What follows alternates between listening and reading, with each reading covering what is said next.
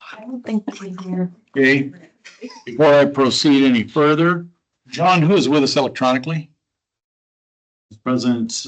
Hi, Rick. If he's able to hear us. Yes. And do sign language or something? Where is he? Can you hear me? On the screen. No, I know that, but what part of the planet is he on? He's in Florida. Florida. Okay. Oh, that's right. He says he's gonna go to a graduation or something. All right. I still Are don't you, think, are we you can't able hear to you, hear me? Rick. And he did a thumbs can't up, so hear I think me. he can hear us. I can hear you. Charlie Chaplin. Huh? Looks like he's got his, Oh, let me see if, there, now he's unmuted, I think. You got us, Rick? Yes, I do. Can you hear me? I hear heavy breathing. Is that him? Yeah, I wonder if it's not on. No, I think it must be the main audio. Teams thinks he's talking. Can you hear me now? Alyssa, Duluth Trading? Yes. Can you hear me Yeah, my now? wife has a similar one. Oh, nice. Cool. They're amazing. Try to get me in something like that. I go, no, not gonna happen.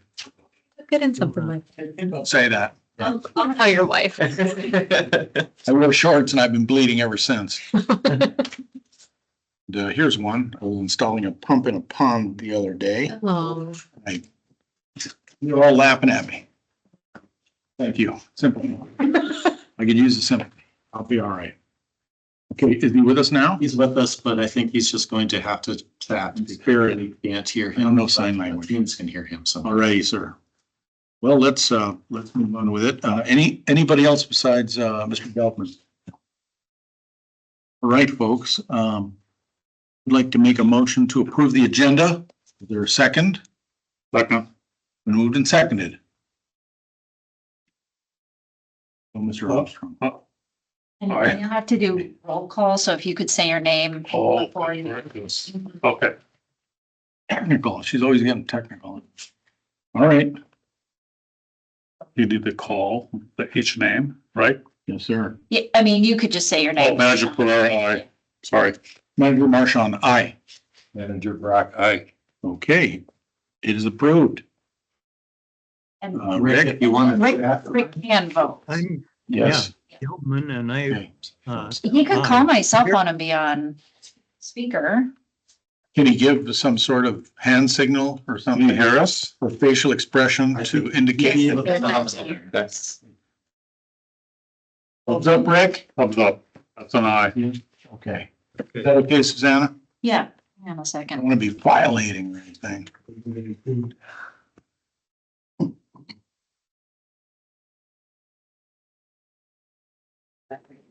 But Yeah, private. we'll be making that public. This one looks like it's at the top of Mount Kilimanjaro. I can see him up there. I head back. Sorry about the delay, folks. We'll be right with you. Girls out? I've seen them around my house, but I don't think they're hunting. Different species. that's some honey in right now. Okay. dang. Yeah, he has hives. Sometimes he's generous and gives. Sometimes he doesn't get any on. Okay. Public forum, anybody wishing to address the board of managers may come forward at this time. Folks, we'll talk to you shortly, and you, sir, and of course, Mr. Williams, and everybody else. And Rick doesn't have anything to say, and he's the only one with us. So I'm gonna move to the consent calendar. Do any of the managers have any items from the consent calendar that they would like pulled? Sir? Has his hand raised. Rick, which one? What am I doing? Me? See. Okay. Excellent. Okay. So We don't, what his concern is. before I go forward, Ms. Thompson sent us that information regarding the $7,300 one. I found that sufficient. Thank you very much. We're good. So I don't have a beef. Okay, Okay. that's great news. Thank you. Mhm. A lot of Afton stuff. Can you hear me? Yeah. Yes. Right. I'm gonna put you right in the center. Okay. Hey, Rick. I'm not getting, No, not my, well, my Pellegrino. okay. Okay, Rick should be. Rick, we're gonna go ahead and, make a vote on the consent calendar because, you're the only one that wanted, letter C pulled. Okay. Yes, ma'am. Rick, can you mute yourself? What did you say? Yourself. I'm on myself. Yes. Stroke your voice.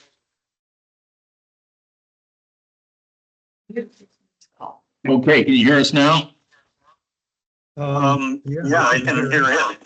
Right, we're trying to, Yvonne has some technical skills and she was trying to avoid, any, echo. If you could mute the teams. Yeah. Yeah. Excellent. Okay. Rick, you're all over it, even for being in Florida. Thank you, sir. Okay. Yeah. All right, so I would like to make a motion to approve the consent calendar except for letter C. Second. It's been moved and seconded. Manager Pereira, aye. Manager Marchand, aye. Manager Brock, aye. Manager Gilman, aye. You're all over it, Rick. Thank you, sir. Now we can move on to item C. Please, take us there. Yes, sir. My concern here is that I think we've got a great opportunity to explore ways in which we encourage permit holders to plan out their snow storage process to reduce the amount of chloride that ends up in their water that flows off the site. It would be an advantage, I think, for the church to cooperate in something like this because it would reduce their use of salt and the expense that goes with that. So I think what it might be is, it may be as straightforward as talking to, the people that do the plowing and where they would see the plow, the snow piles going in that 38, I think wasn't 38 acres. Sure. 38,305, right. Yeah, and, if they've got it set up properly, then the snow piles would be near drainage, like the drainage system, and it wouldn't go across the parking lot and cause icy spots. Rick, that's a brilliant heads up. Regarding that, Mrs. Thompson is here and sir, what is your name? I'm Cameron Blake. Cameron Blake is also here, in case you don't know who he is. He's also WCD. Thank you, sir. And our engineer has heard you. We've heard your voice. And so we are going to find a way to implement this so that we create more awareness for future and perhaps this permit holder. Mhm. Is there any way we can contact those people and mention that to them if that's possible? Mr. President, when we process the permit, we can make a note and communicate with the permit applicant, talk to Inspector Brower and myself several times. So we can ask him about snow storage and see if it meets the goals. That's something.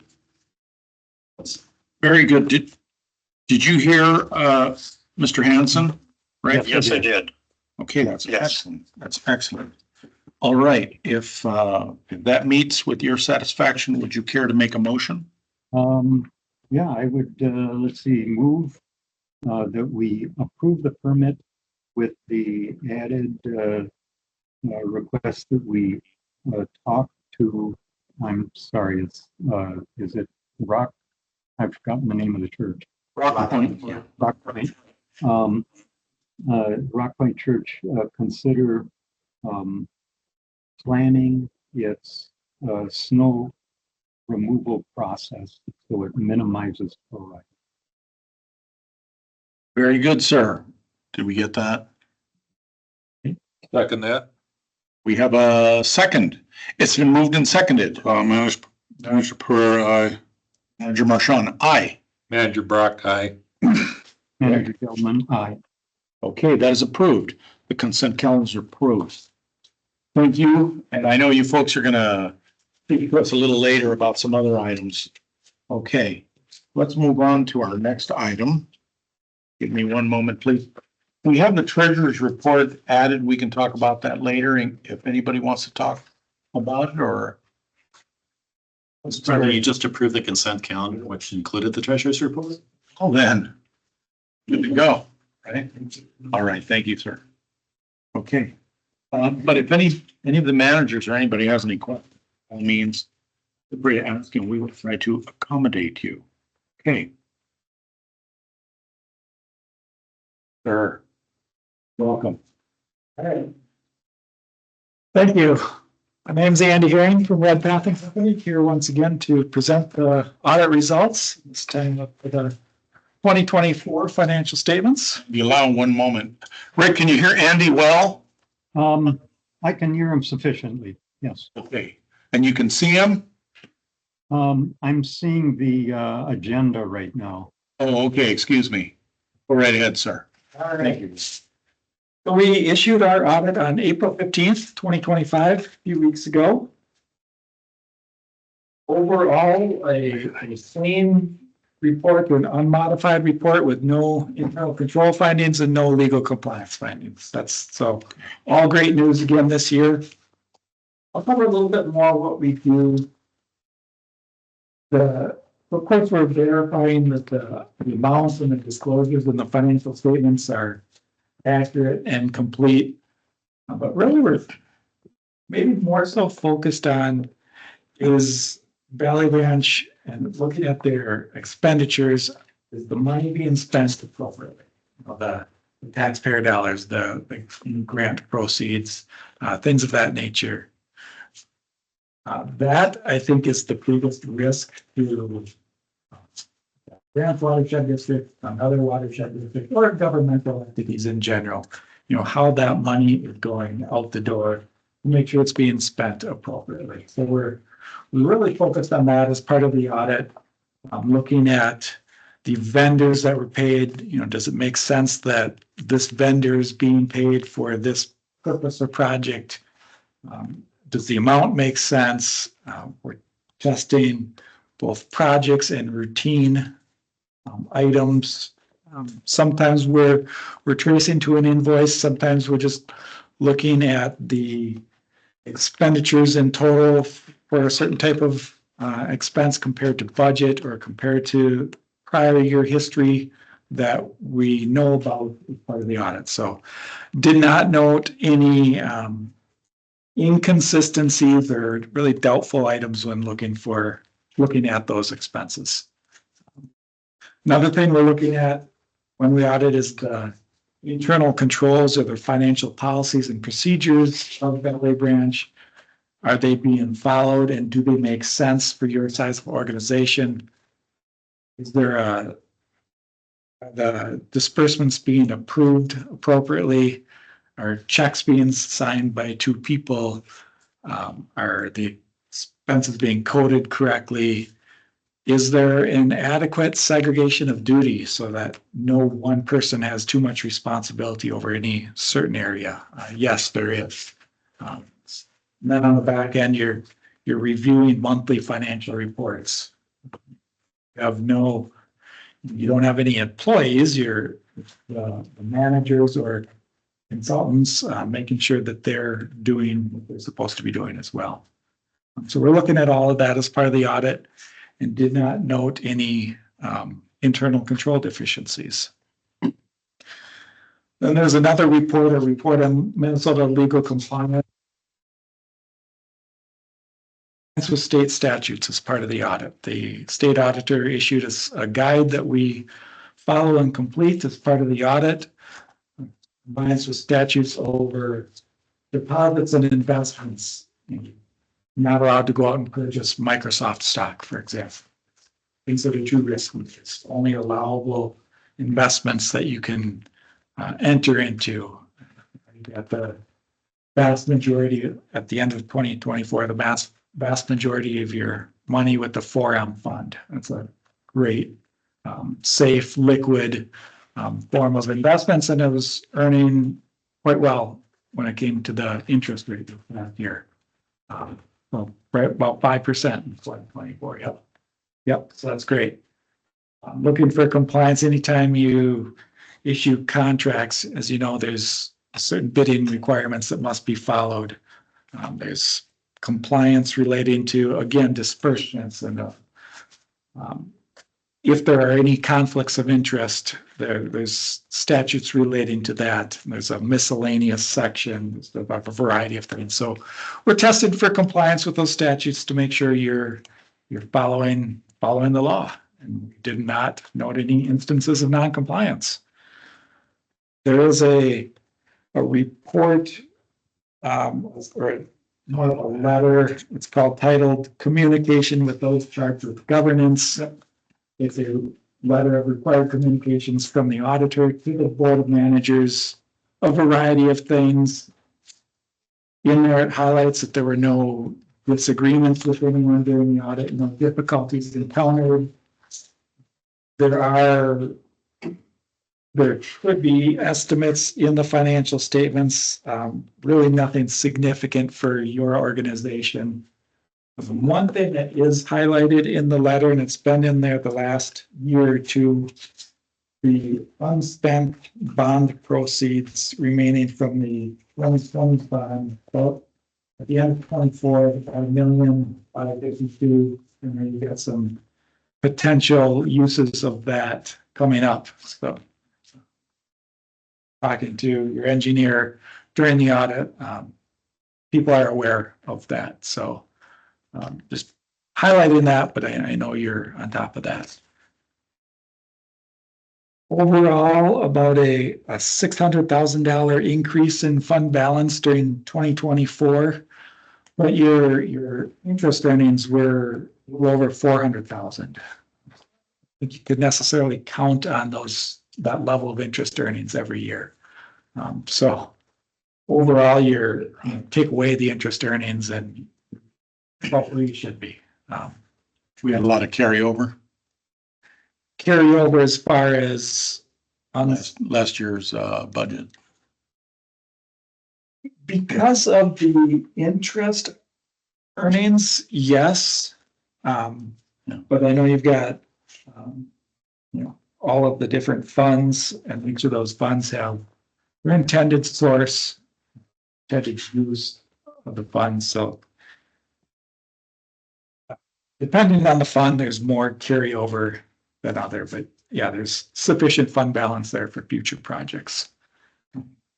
So overall, financially, I feel you're in good shape, and I didn't note anything during the audit that the managers need to be aware of, in my opinion. We did have a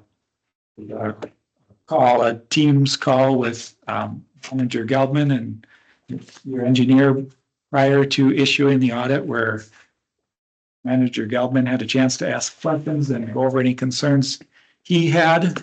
And we addressed all of his questions during that time. So I think that's about all I had. Okay. Be happy to answer any questions, so. Mr. Gelvin, go ahead. One of the items that we discussed in our conversation was just a note about the closing of the Lake Elmo bank account, which occurred in January of this year.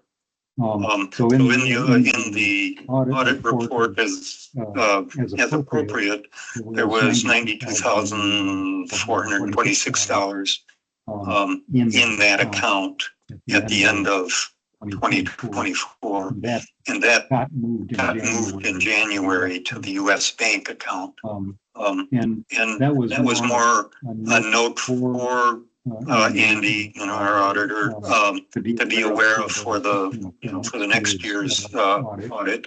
And I just want to highlight it for managers to be aware that that's what's occurring, and that's the timing on it. Okay, very good, sir. Mr. Brock. I said one item, I'm kind of filling in for Rick tonight. So as part of that, I got, an email with attachment for all of the invoices for this month. So I could go over those before we sign checks tonight. And I found those to be, very helpful to me, just as a manager, not a treasurer. I guess my question is, would it be possible, or, Ed, let me know what you think, but it seems like it would be not that hard to include all the managers on that email from Redpath with that attachment for those invoices. That way we can see what the background is for the treasurer's report. If we, not everybody has to Yeah. look at that in detail, but it just seems like it would be an easy thing to do. Add some more email addresses. Yeah. Like for Bar, I found that very, very helpful to the way Bar breaks it all down. They're one of our big numbers every month. I get to, really see what all get done for that amount, where otherwise I just see an amount as the manager every month. That's just I guess, a question. I think that's a good idea. And what's the burden to us or the burden to you folks? I know you charge us for that information or whatever. How does that work? Go ahead, Ray. Or CCs to the email. Okay. Oh, is that it? Okay. Then by all means, how do we implement that? Yeah, I believe our invoices are being sent out through an automated system now, and I'll see if it can handle 5 email addresses. Because at first I didn't have the invoices, so I called Redpath, said, hey, I don't think I can sign any of these checks, because I don't have any invoices to compare them to. Right. And so then within about 5 minutes, I got the email, with the invoices. Very quickly, counselors. Anything? Okay, right on. Sir. President, managers, we talked about this maybe a year ago, and all the invoices are posted on a SharePoint site. The problem is it's a 2-point authentication system that is problematic for a lot of you. Redpath even had problems with getting access there. I think Treasurer Feldman attempted. I'm not sure if he was ever successful in getting them. So the invoices that I get, I attach to an email as well as post there. But that's one other option if you ever want to look at old invoices. They're posted on the SharePoint site. That was it just didn't happen. We couldn't get that to work. But it just seemed like there it is. It's all in one PDF. Attachment to an email. It just seemed pretty simple. So. Excellent. Good point. I'll see if we can include all 5 managers on those when we disperse those invoices. Make us feel wanted. Kidding. I want to ask you something else, just very briefly. I wanted to talk about the mechanics. So essentially, how do you acquire information on everything, and what do you talk to again? Just as far as gathering Yes, sir. information to review it. Yes. How does that go? How does that happen? From a variety of sources where Okay. we get information from the county for property taxes dispersed to the district. Maybe because a different part of Redpath is doing your monthly accounting, we have access to your invoices, so that helps. We are obtaining information from your engineer for the various contracts that were outstanding or ongoing during the year. Phone calls, emails. Once in a while, we do have clarifications from your attorney. Generally, if there's property sales or acquisitions that have occurred. Okay. A lot of it comes from straight up looking at the invoices that have been paid during the year. Very good, sir. Do the managers have anything else? Mr. Geldman, Yes. do you have anything else? No. I was Very real good. pleased to see the audit go through as it did, without major issues. That was great. Very good. Well, then, I would like to thank, if I may, Very good. I'd like to thank Andy for visiting us. The bills have to, it's gone up again. I guess. It does. Yep. Okay. Yeah, right. Very good, sir. Our salaries and what we have to pay people to hire, no, it keeps going up, just like. Right on, pay to play. Everybody else, right? Yes, sir. Yeah. So with that said, thank you once again, sir. Thank you for arriving, and we will see you in the hood. Sounds good. Well, thank you for working with Red Path. All right. All right. Thank you, Andrew. Have a good evening. Okay. Safe drive. Yeah. But it's still warm. All right. Okay, that's squared away. Audit. EMP cost share administrator, inspections program. Yeah, that's. Mr. Blake. You've got a paper version of the presentation in front of you. We do, sir. So you just turn your head around. Okay, thank you. Okay. My name is Cameron Blake. I work at the Washington Conservation District with Alyssa. And I'm your point person for your inspection program that you do for your cost share program. So just wanted to come in and kind of go way back and just do a big broad overview of it. Just to remind you all what it is, because I know that you guys do a lot of different stuff. So this is just one little thing of everything that you do. So just briefly, part of the cost share program, one of the big tools for you for stormwater management can be rain gardens. And just a reminder of what rain gardens are for: receiving stormwater either from the street or from roofs, impervious surfaces, capturing that and letting it infiltrate in the ground slowly or filtrate and go back into the stormwater system. So it's removing pollutants and things like that. We'll get to the next one. But a key point about rain gardens is that they're not supposed to be holding water longer than 48 hours. So they're really designed to be dry most of the time with native vegetation in there. And just a note for your watershed district, watershed districts can do things slightly different. But for around your trout stream watersheds and other sensitive resources, your drawdown time is 24 hours, not 48. So it's specified to be making sure that that's going quickly into the ground. I have a question, sir. Mhm. So tell us, give us what can I say? Evolution, if I could use that word, of what happens. So we get the rain garden installed after your recommendation and approval from the board, payment, et cetera, et cetera. Tell us what happens after that. Yeah, so we can jump to that and then we'll go back if we want to. So once that project's in the ground, Yeah. typically there's a landowner agreement that's signed because you guys have contributed funds to that. So there's an agreement that's signed, 10-year lifespan usually is typical for that. That's kind of the calculated age of a rain garden, how long they're expected to perform after they're designed and done. So 10 years is generally the lifespan. They can be longer. I mean, they exist longer than that. And that leads to a whole other set of questions about what to do after that. But 10 years is what you ask the landowner to make sure that the practice is functioning, present and functioning. So that's, once we got the landowner agreement in place, that's installed. Landowner is responsible for taking care of it. And then you want to make sure that that is happening. So then we go out and take a look and make sure that that's happening.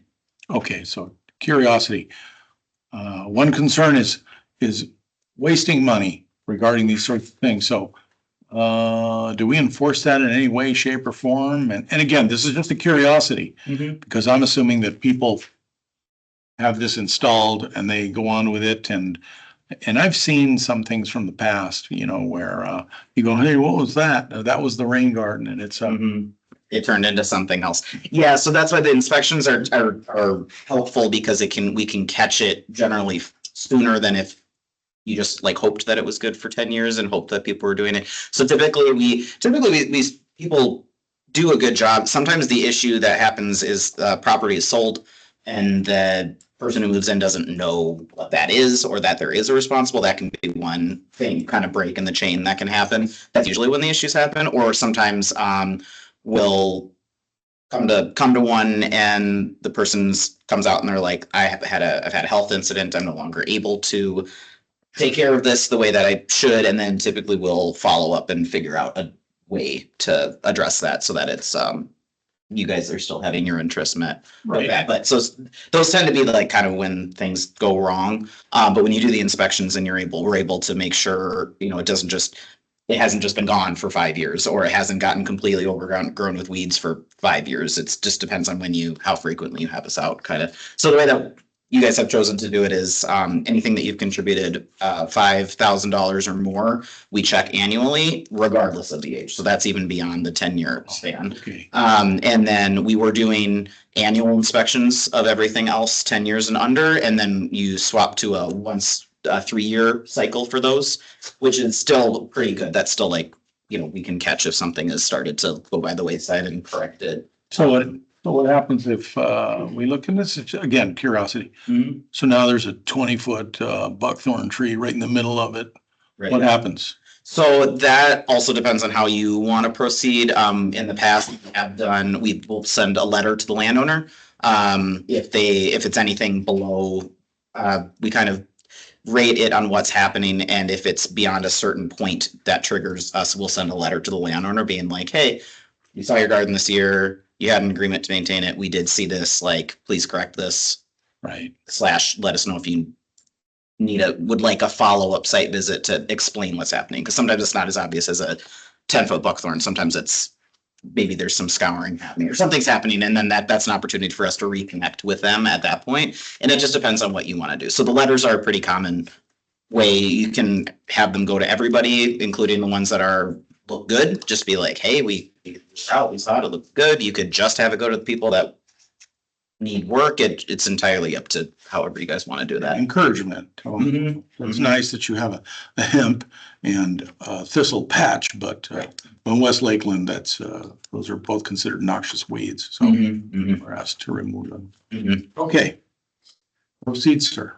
All right, well, jumping back, just overall benefits of rain gardens, the water quality is a one big benefit.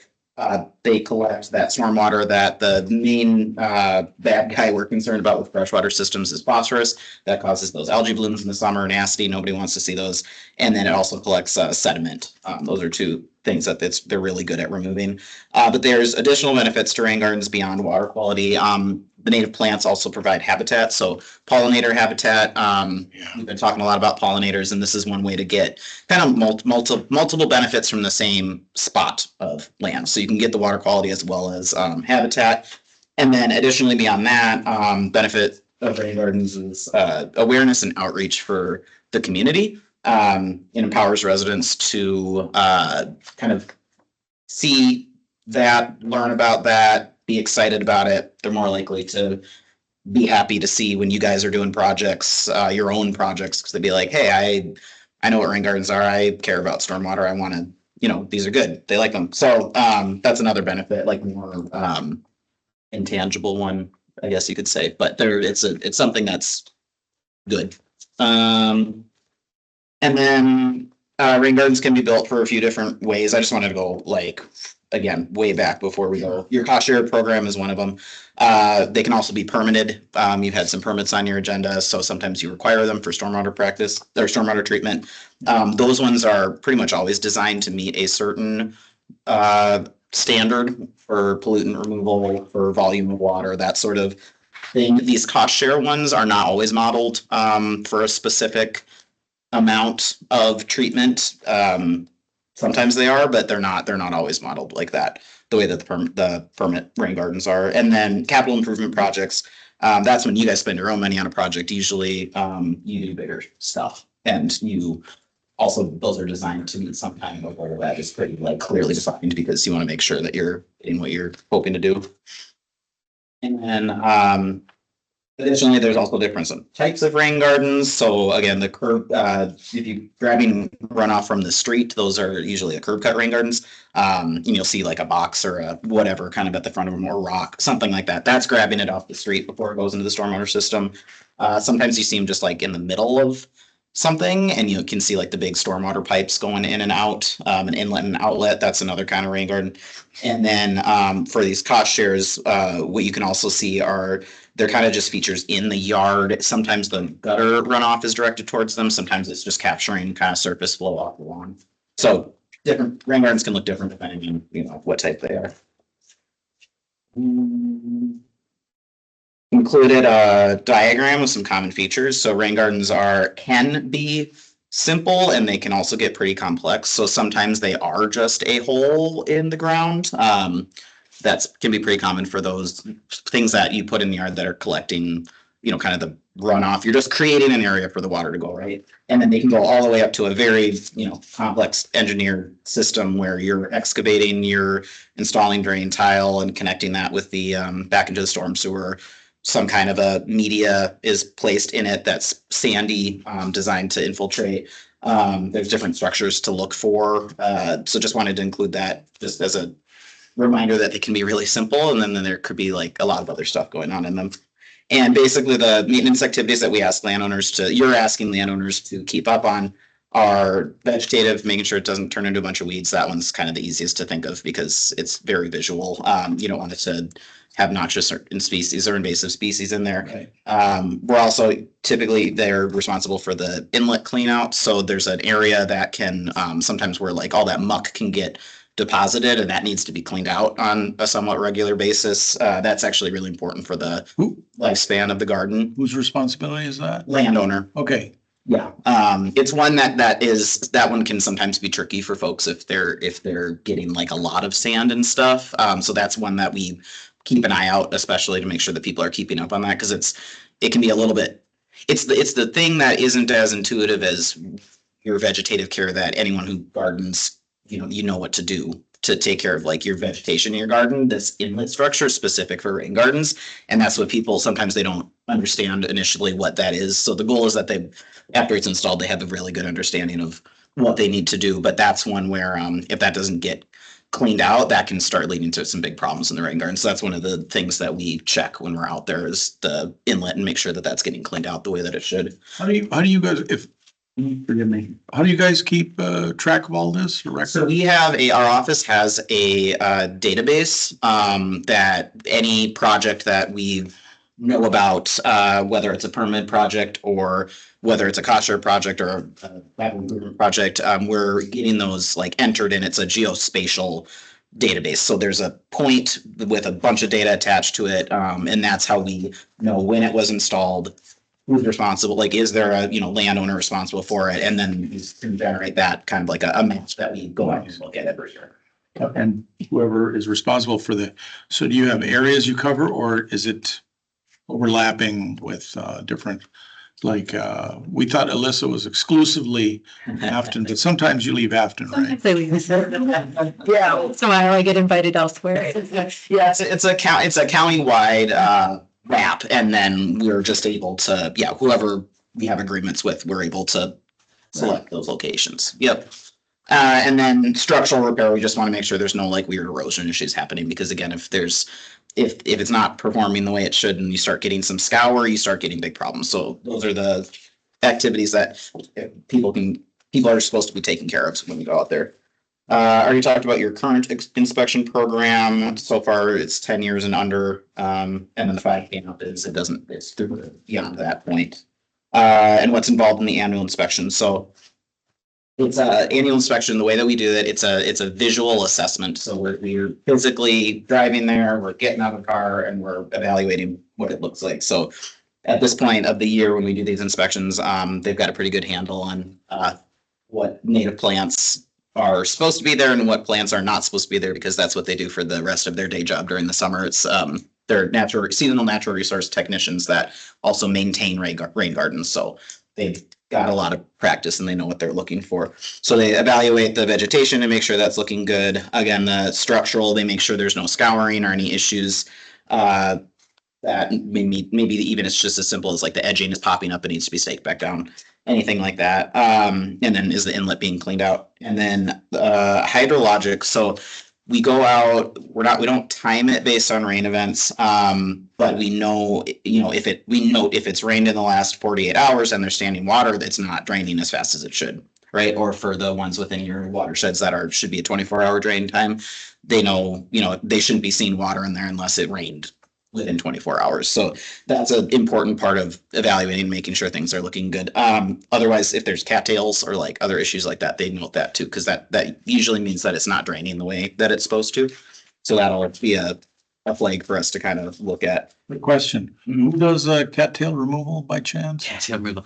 That is a tricky one. I've done it. It's quite It's short. tricky. It's one of those that unfortunately, well, depending on what your position is on herbicide use, that is one that, well, when we manage, we have to use some herbicide on it because it just keeps popping up.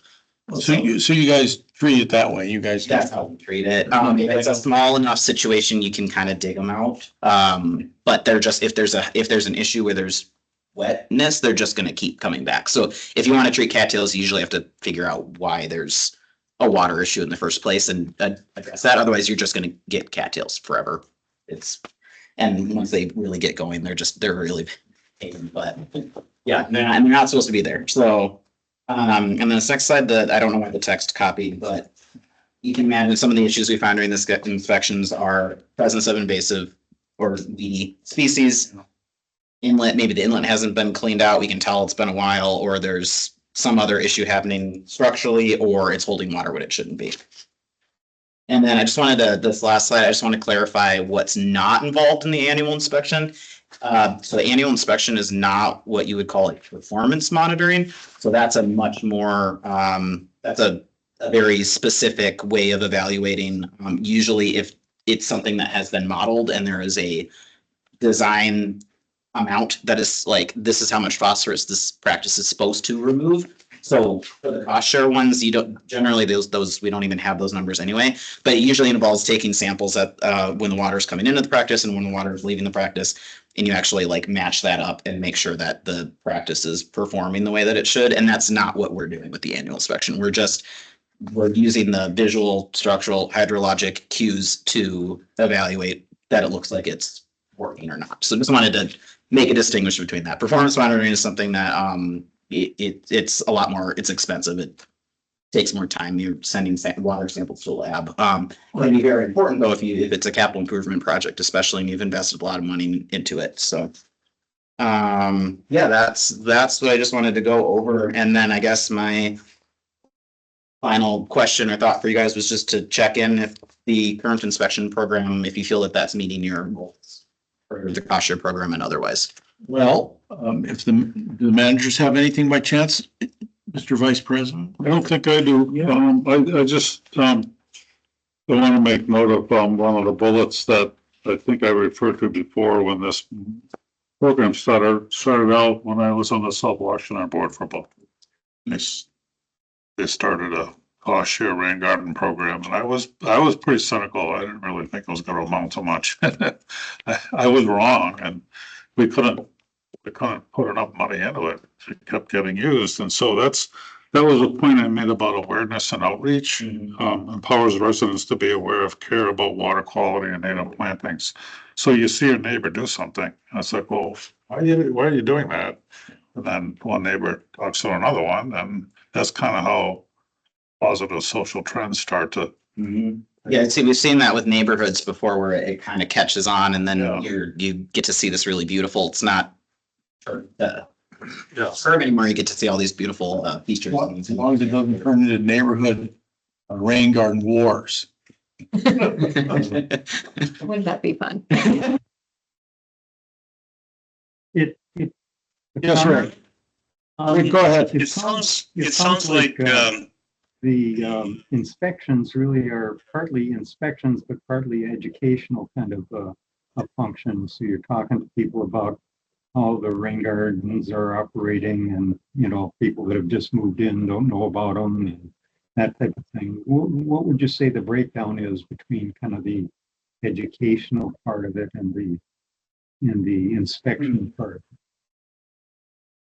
Yeah, that's a good, I haven't thought about quantifying it before. I mean, it's a great opportunity because people will, other people will come, even if it's not even the person that we're visiting, and just be like, what are you looking at? Like, what are you doing? And then it's even an opportunity to talk to like, not just that resident again and make sure that they're, understanding what they're doing, but people, I mean, we're out with vests and iPad and we look interesting and they're just kind of like, hey, what are you doing? What you looking at? So it really is a nice, it's just a nice opportunity to connect with other people that maybe they don't know about our site visit, sign up or things like that. We still even get people that don't know what a watershed district is, and it's a nice opportunity to share about that too.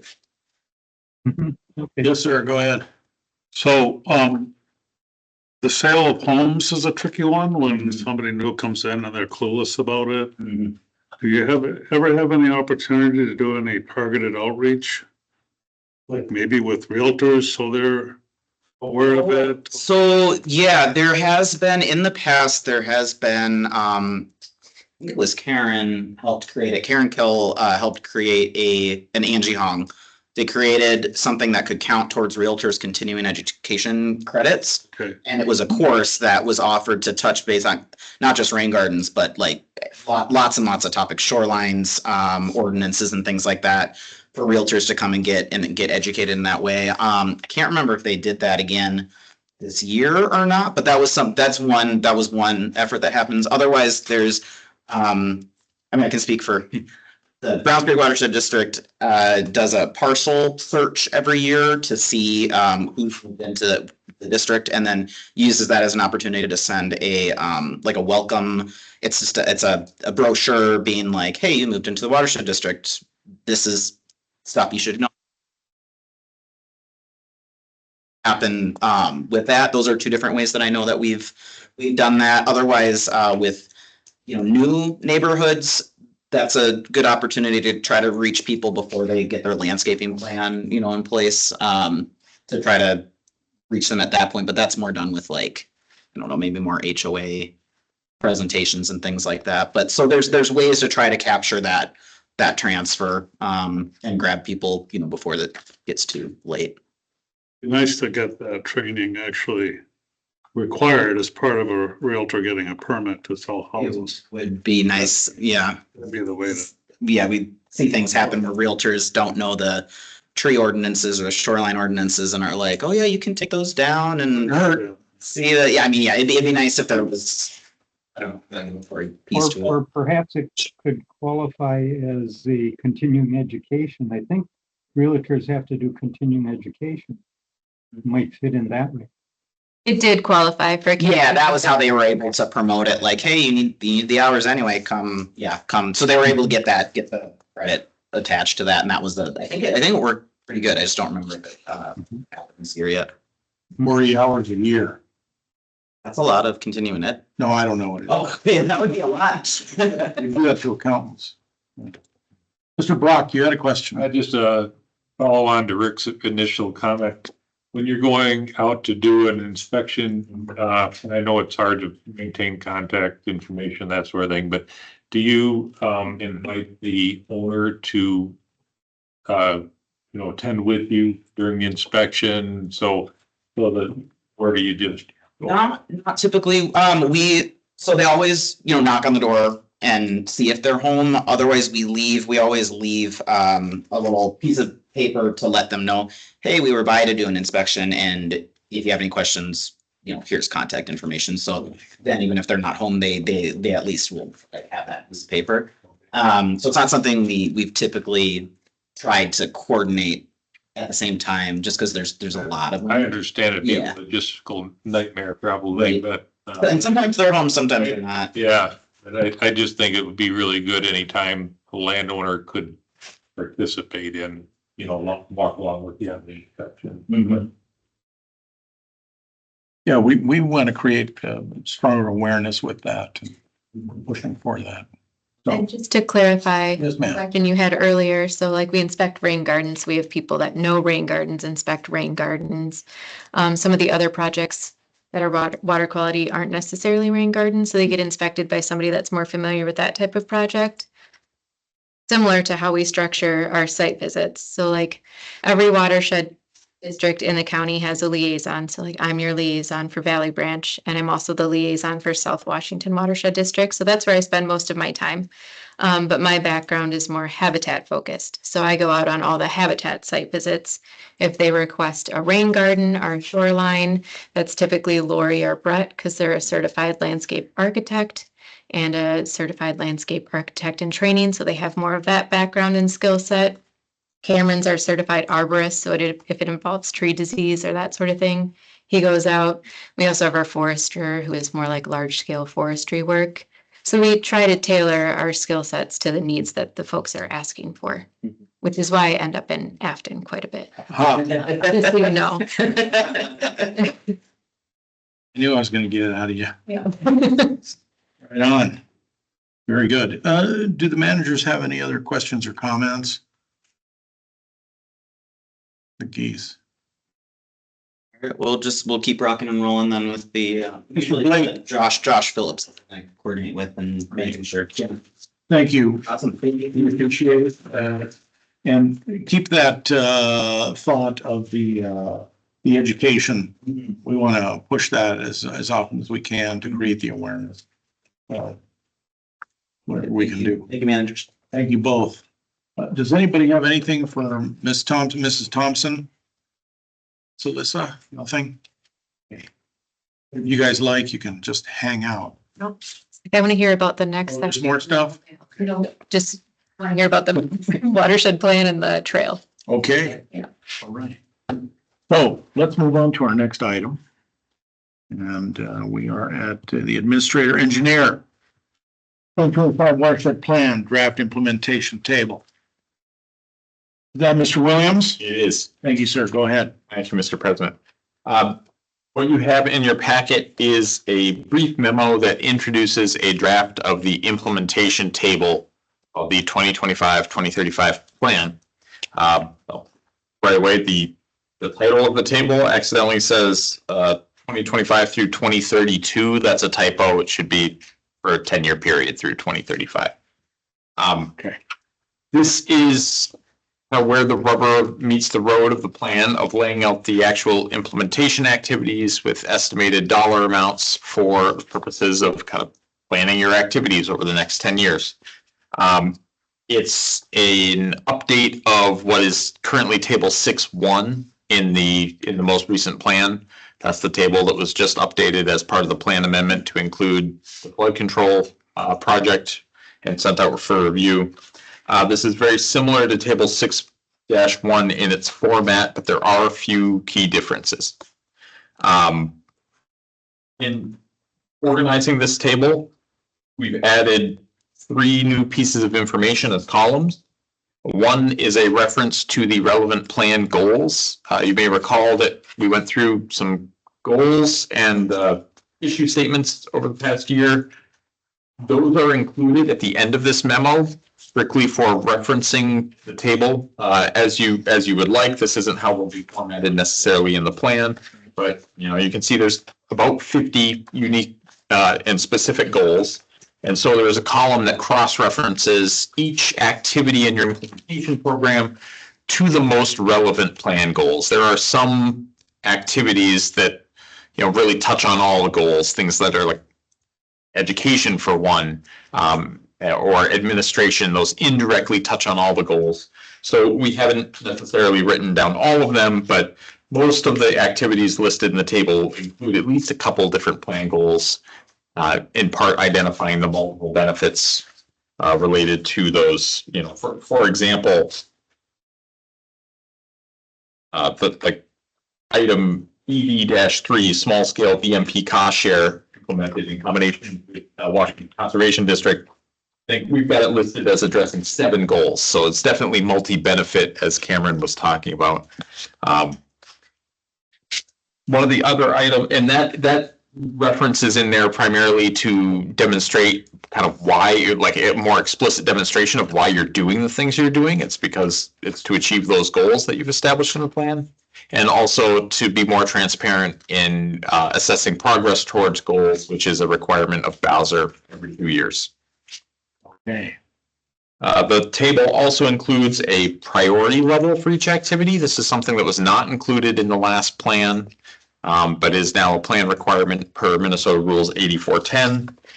The items in the table have been tentatively classified as critical, highest priority, important, medium, or beneficial, which is lowest. Critical being things that you need to do to meet your statutory obligations, directly impact public health, like if it's emergency response to flooding issues or something like that, and those that have the greatest benefit towards your high priority issues. It's not a hard and fast, it's a judgment call on some of these, so if you disagree, let me know. Important are things that are still very important and worthwhile for the Valley Branch Watershed District to lead, but maybe not rise to the level of critical. And beneficial are activities that are aligned with your goals, but it might be deferred because it's not especially important to get it done right away, or it might be an activity that's led by others that you would support. They're generally how those are broken down. And there's also a field in the table that identifies the tool or role category, as I've called it. And that is to indicate kind of what type of activity it is. Like you have a lot of different programs, and I'm using the term tool here interchangeably, but there's lots of different knobs you can turn to try and get your goals accomplished. You've got a regulatory program, you've got education support, you've got monitoring, you've got capital projects. These are all different ways that you can achieve your goals. And so the activities are classified according to what type of activity they are. And it's helpful for seeing like, okay, what portion of our budget are we generally putting towards water quality improvements versus water quantity improvements versus monitoring or planning assistance, that sort of thing. Most of the items that are included in the table are extensions or carryovers of what you're already doing, because a lot of that stuff doesn't change. The cost share program, for example, your regulatory program. There are a few notable additions to this table that I just wanted to point out. One is the inclusion of several new studies that were identified as we're going through the goals and issues. These are included under the, one other aside. This table is organized generally according to the same categories that your budget is established based on to assist with symmetry and work planning and auditing and all that stuff. But so most of these new activities fall under the water quality studies and projects or water quantity studies and projects. The first being WQ9, which is the chloride loading land use study. That's intended to be an evaluation to identify where there are likely to be hotspots for chloride loading within the watershed. Related to that is the exploration or development of a municipal chloride cost share program to consider cost share and financial support for cities and townships in an effort to reduce their chloride loading. And we also have a shoreline condition inventory. The intention was to conduct a inventory of priority lakes to assess lakeshore conditions and identify problematic areas for erosion. And that could lead to whether future actions that might be education related in terms of mailings to shoreline owners, might be site visits, it could be cost share advertisement, things like that. Related to water quantity, flooding, and climate resilience, there are also a few additional studies there. One is the climate resilience study that's proposed to evaluate the impacts of climate trends on your priority resources. Not all resources are anticipated to react the same or be similarly susceptible to trends in climate. And so understanding which ones of your resources are most at risk versus which are most resilient might help you direct future efforts for protection or restoration. Similarly, a groundwater surface water interaction study to evaluate, and this isn't intended to be like a full-scale geology exploration or anything like that, but kind of a desktop analysis to try and assess what areas are likely to be influenced by groundwater and surface water and vice versa. And that, again, it could inform other activities that you perform. For example, your permit reviews in areas that have high probability for groundwater surface water interaction. Maybe you look more closely at some of those infiltration practices, that sort of thing. There's also a couple of placeholder line items that water quality number 7 and water quality number 8. And those are placeholders to implement projects as a result of future studies. Understanding that you may not know exactly what you want to do because those studies haven't yet been performed. Right. They may identify opportunities that you want to pursue. And so having some budget allocated to that would help you have capacity to do that in the future once those are identified. And also, I think would streamline the plan amendment process if you already have it generally in there and you're essentially just adding detail to that item. It's kind of, and that's similar to how the current plan amendment is going with the flood risk reduction of that. By necessarily which properties or which water body. So, one question. Do you have any questions or comments? I think on WQ10. You hear Rick? WQ10? Okay. WQ10 refers to, I think it refers to cities and municipalities and counties. I'm not sure which. But it doesn't say anything about private sector. And I'm wondering if this is true. This one is if we exclude private sector. Not that we're for sure going to do that, but I think it might be nice to have that option. Well, cities and townships are there. Can you hear them pretty well? Yeah, I think I got it. I'm going to paraphrase and you just let me know if this is accurate, but you mentioned that WQ10 is limited, as it's written, it's limited to municipalities, cities and townships, and you think that there could be benefit by expanding that to potentially including private entities in that cost share? Yeah.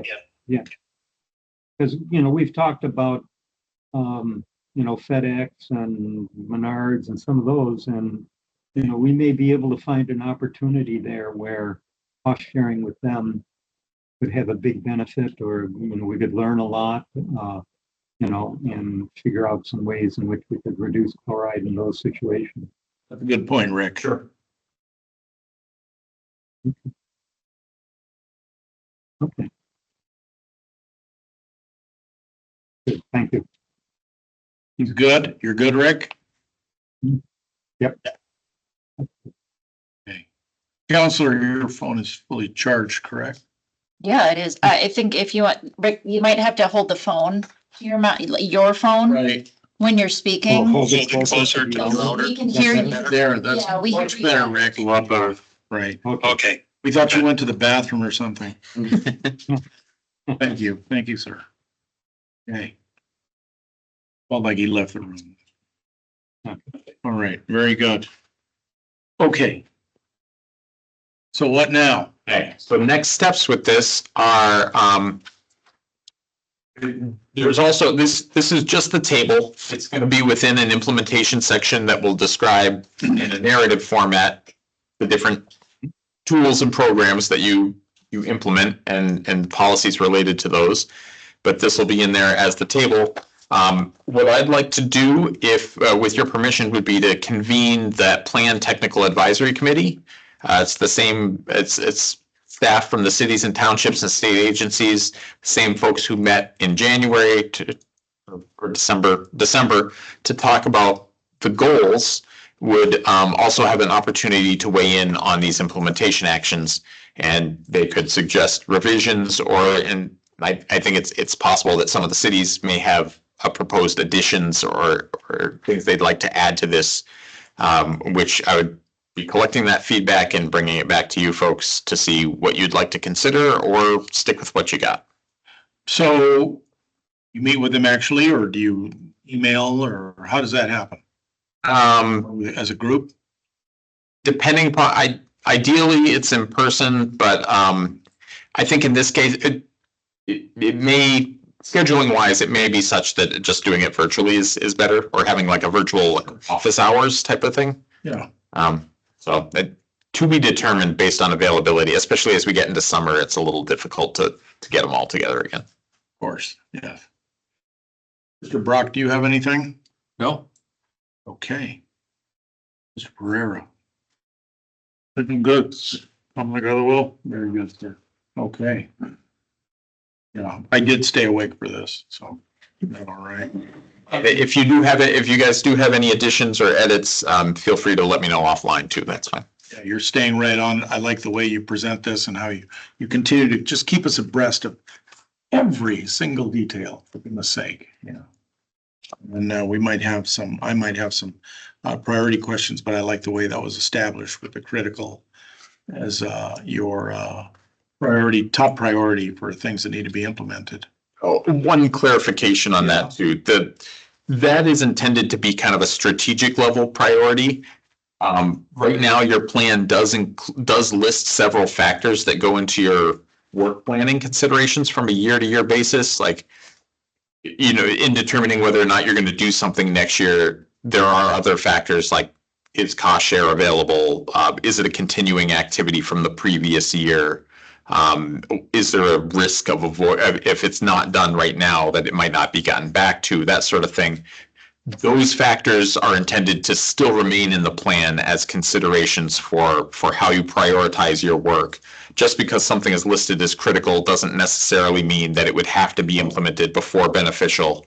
That just helps provide kind of an overall hierarchy to help allocate like what you're going to do. But you do have the flexibility with annual work planning based on those other factors as well. Oh, yes. Yes, very good, sir. Okay, I made a note about that. We're good? Rick, is that phone next to you? Yep, we're good. You're awesome. Is that- Thank you, sir. Good. Mr. Williams, thank you. Did you have anything else, sir? Okay, we're good to go. We're gonna move on to the next one. Thank you. You gonna leave us or you gonna hang out? I think I'm going to leave.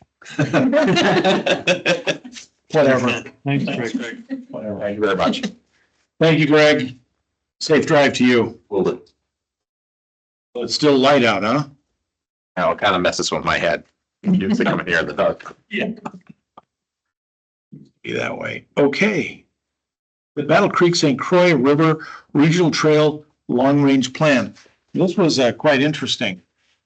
I like this. I had a couple of questions, but I don't know if it's so much related to what they're doing. This is in some way a wildlife corridor. It seems, you know, something else, but I welcome manager comments and questions. And then I have something that might seem unrelated, as I may have pointed out earlier. Sir.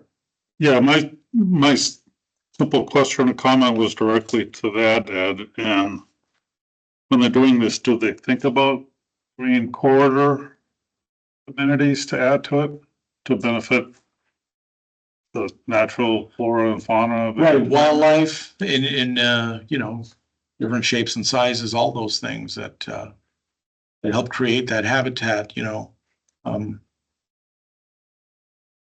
President, Sean, Vice President Farah. Yeah. Right now, they're developing goals and objectives, and before they start pinpointing in alignment of this feature trail, but they do have, if the last page of Josh's memo, they do have a goal of stewardship of natural resources and promoting resiliency.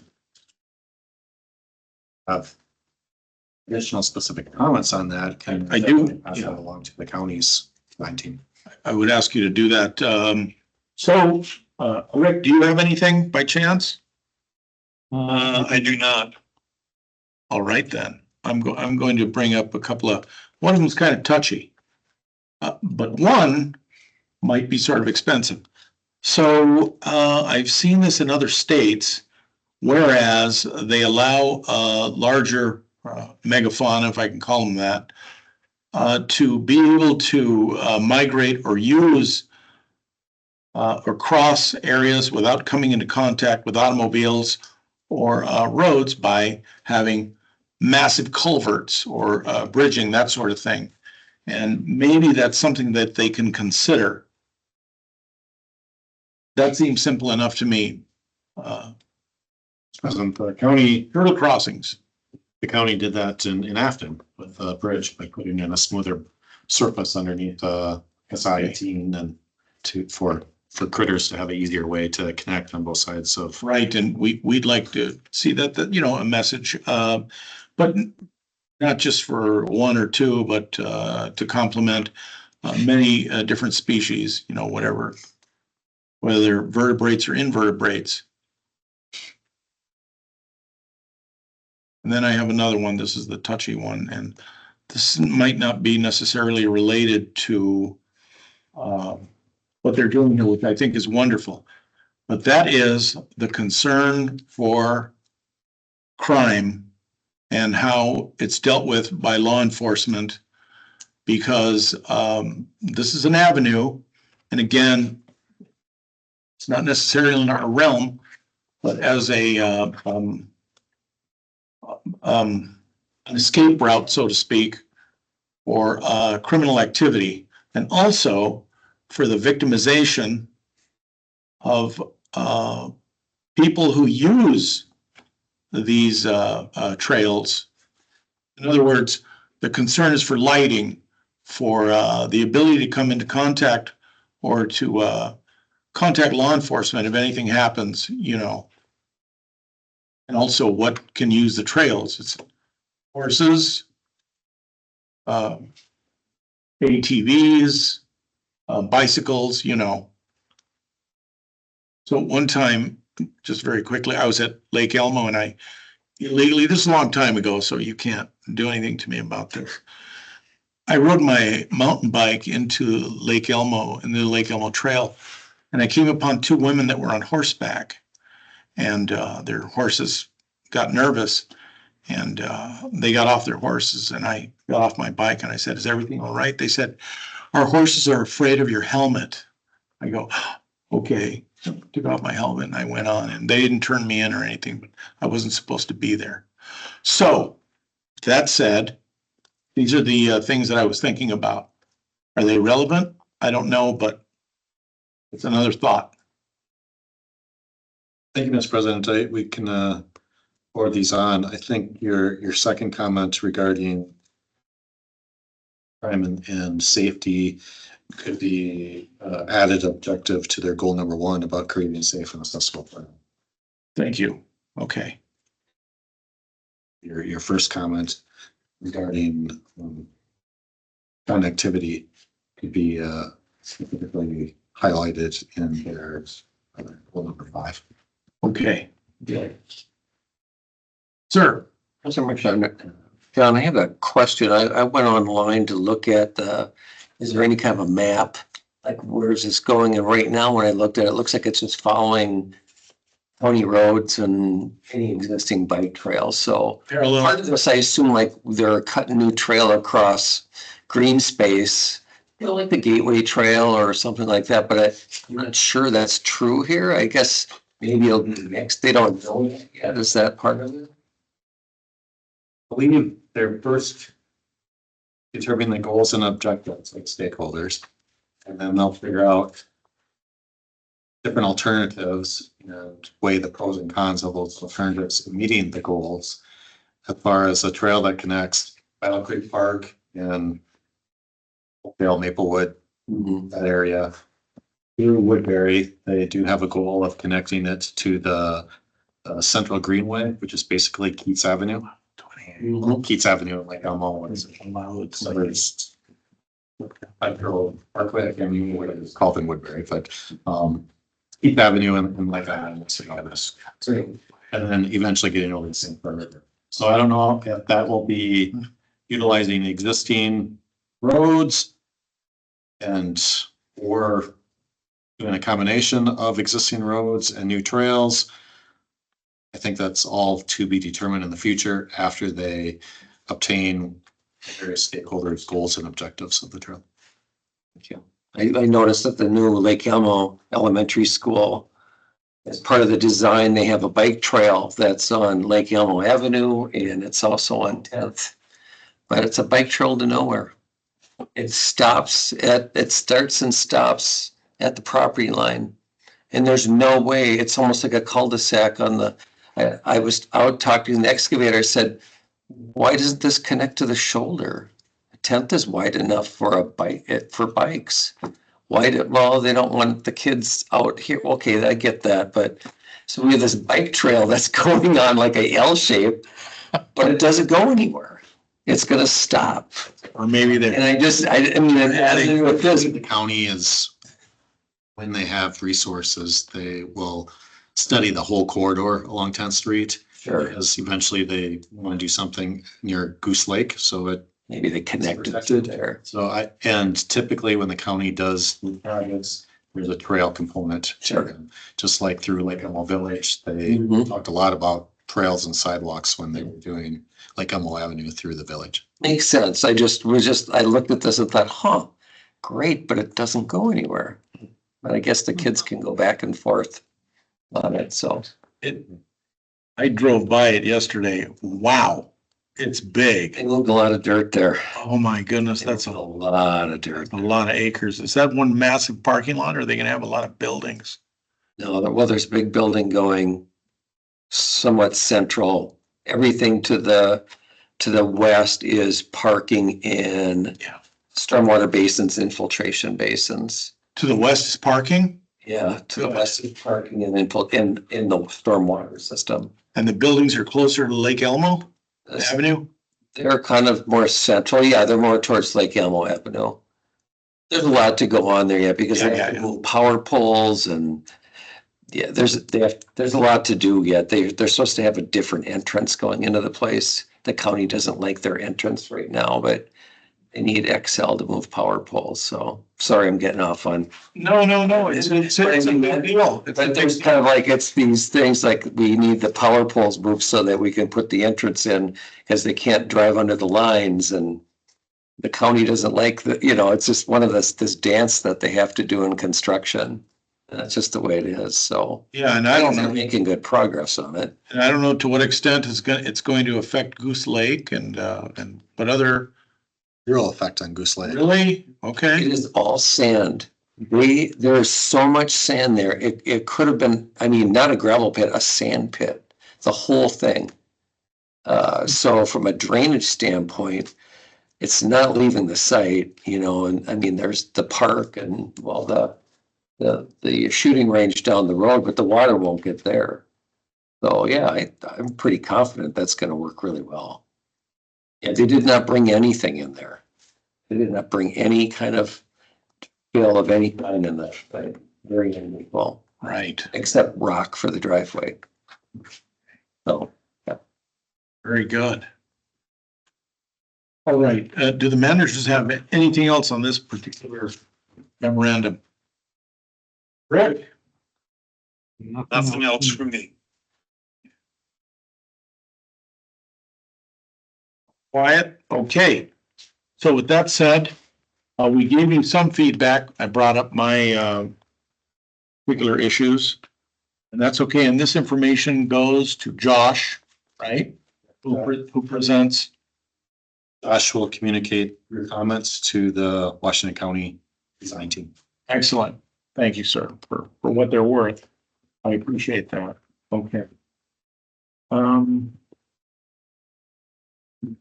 Attorney. Yeah. Thank you, Lisa. Thank you very much.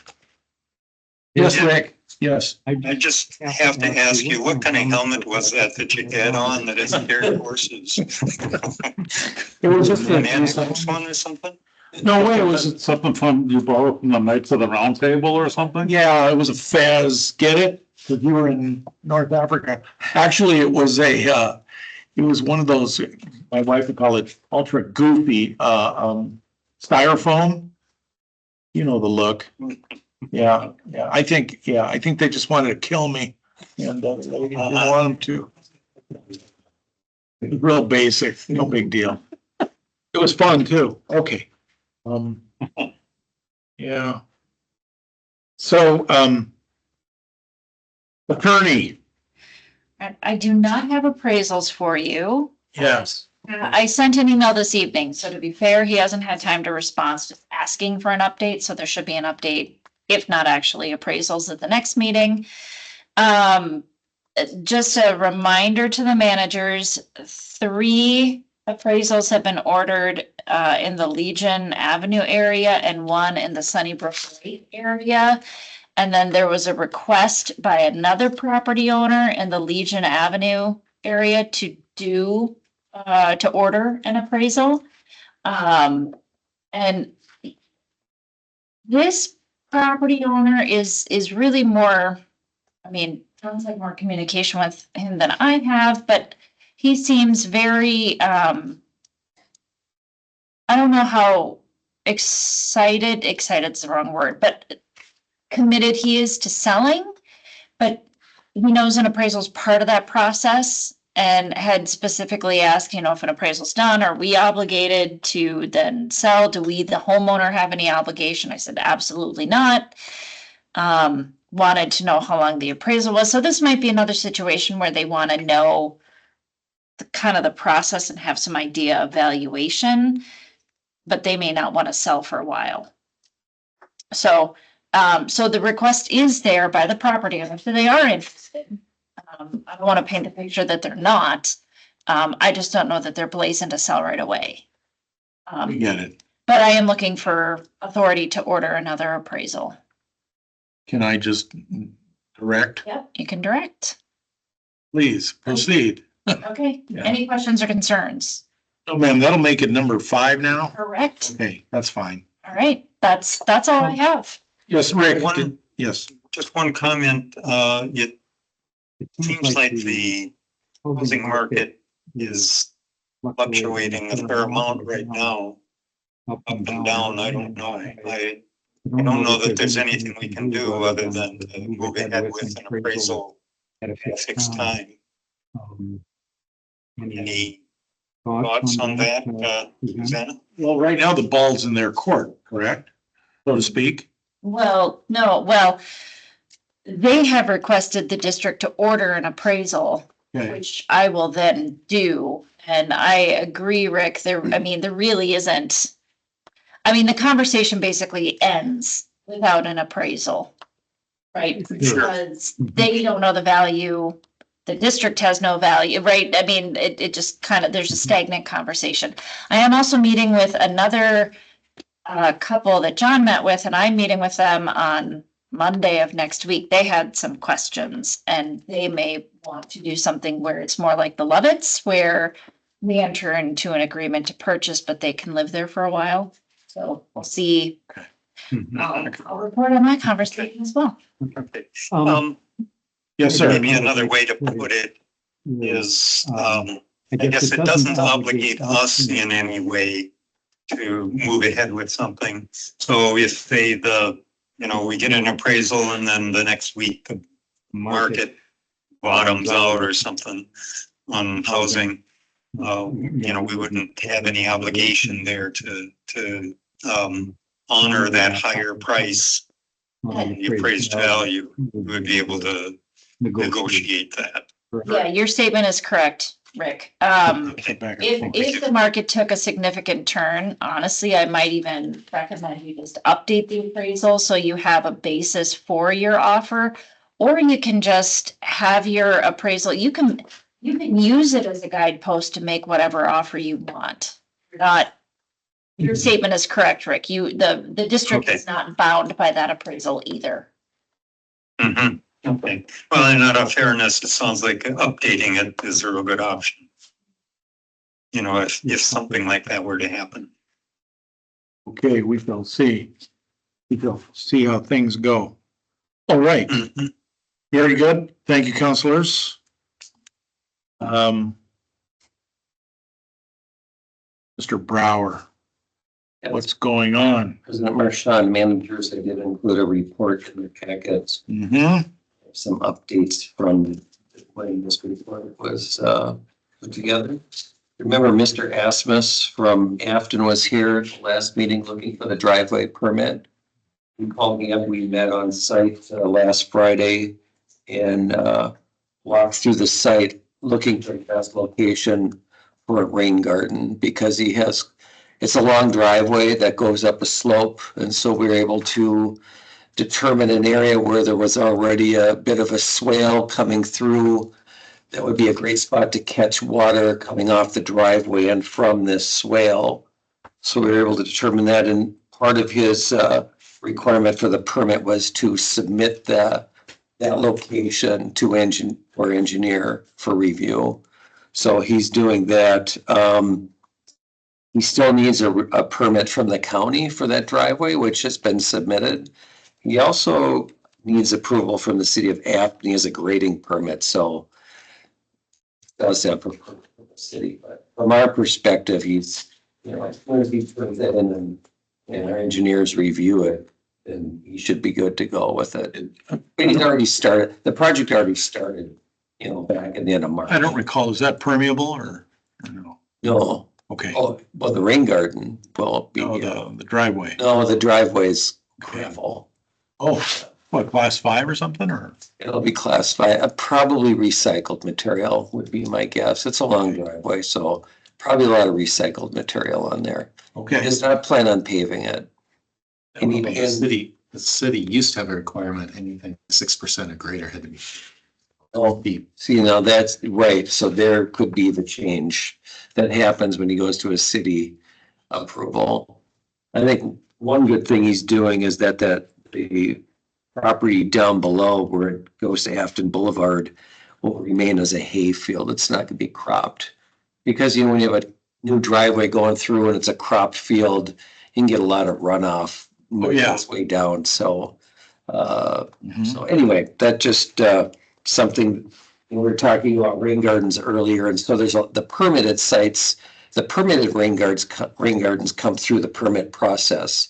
So when we see these individual homes, then something has been spec'd out according to the requirements of the impervious surface. So that's something that I look at.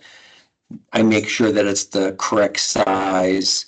A lot of times I've got one just yesterday, I'm meeting a new build tomorrow because they found that there was a lot of excess fill on the site that wasn't in the original plat. So when they got on site, they realized that something changed. So they wanted me to talk about, location, what's the better location? So I'll see that where I'll go on and work with the homeowner to figure out, well, this is a better site over here. I've got one in West Lakeland by a wetland where we want to split it instead of having one giant rain garden. We want to split it because we want to direct most of the water to the back of the house. We can have a bigger rain garden and a smaller one towards the wetland. So, we're just kind of some things like that where when they get into process, sometimes it makes more sense when you're out there before the landscaper shows up. That Meadows at Prairie Ridge, the Manning Apartments, nothing has started on that job yet. It's supposed to start in May, but I am hearing crickets, so nothing going on there. Project Wrangler, if you remember, we talked about how much material was hauling down Hudson Road. So I was there this week. I said, by the way, how many trucks did you run through this process? And the guy from Ryan Company said, all of them. I said, what do you mean all of them? He said, every side dumper that was available. Well, I said, how many cubic yards? He said, 60,000. Oh, so if you look at a side dumper, I'm going to estimate in the big ones at 45 cubic yards. On those long ones, I was estimating it's about 1,300 trucks that were running on that road. Not one after the other. It was crazy. I think they're just bringing in a little sand right now, but hopefully that's all going to calm down now. But it was quite the sight to see if you drove along that way. It was like a wagon train of side dumpers going down the road. And on 40th as well. Yeah. Gotta go east like I was trying to get to Egan and then to Minnetonka with my boat from my club's event. Yeah. I got behind 3 of those bloody things, starting on 40th. Yeah. Every roundabout behind them was a pain in the butt, and I'm pulling a 20-foot boat behind me. I was not a happy camper. Yeah. So I'm blamed that it was so I just wanted to share that because I was just curious, like, how many trucks was that? And Lappy said, all of them. Every truck in the Twin Cities. I've been working with Josh Phillips on permit closeouts, so we're trying to make sure we're following up on some of the older permits. So I've been going through doing some inspections.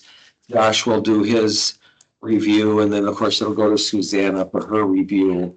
So just heads up, there's things coming down the road, but he's got work to do before it comes your way. But so we're just working on some of those older ones that have been kind of hanging out there, and also working on some from last year where we're just, we have to confirm infiltration basins are working or not. We've got a couple that are still not working. So, and now we haven't had any rain, for more than 10 days. So Yeah, and I think it's harder to prove it. and next week is supposed to be dry, so. It's gonna be dry, yeah.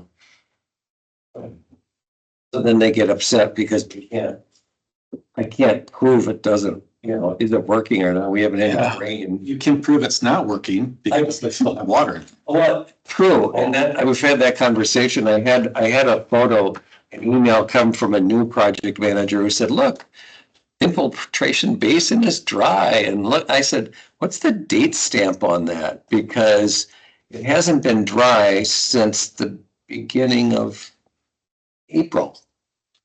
I've never seen it dry. So, someone took a picture and said, hey, it's dry. It must be working. So I didn't get that because they want to close out the permits. It's like, yeah. So we do have a couple problems out there, but that's it. Oh, and the Silver Lake outlet, Rick, was down to 5 inches yesterday. You hear that, Rick? It was down to 5 inches. There was 6.5 last week, so it's dropping. It's running nicely, no issues, but the water's starting to drop. Well, no. Yeah, it was working okay last week. Yeah. Yeah.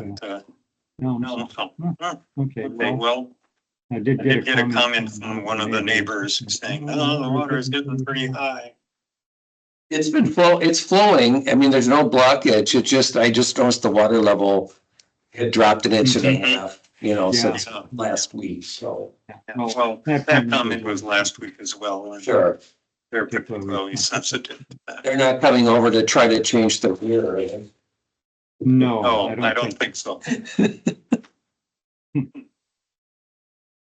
Okay. Are there any questions? Yes, sir. I do have one on, Shilkin South, the west slope of, Sunfish Lake. Yes, Have you been back out there lately? I've been back out there. They're supposed to be out there Now. they're supposed to be out there this week to work. Okay. I have not seen them out there. They're aware of the situation. They've gone in and, Okay. added some extra silt fence, but silt fence can't really stop everything that's going on there. So they're supposed to get out there with a big excavator and some material. And the one with the 3M behind the buildings? Fence? Yeah, the sign. I haven't been out there for 2 weeks. The last time I was out, the only thing going on out there was Excel had some work staged on some mats that they were doing along Okay. the street, but nothing.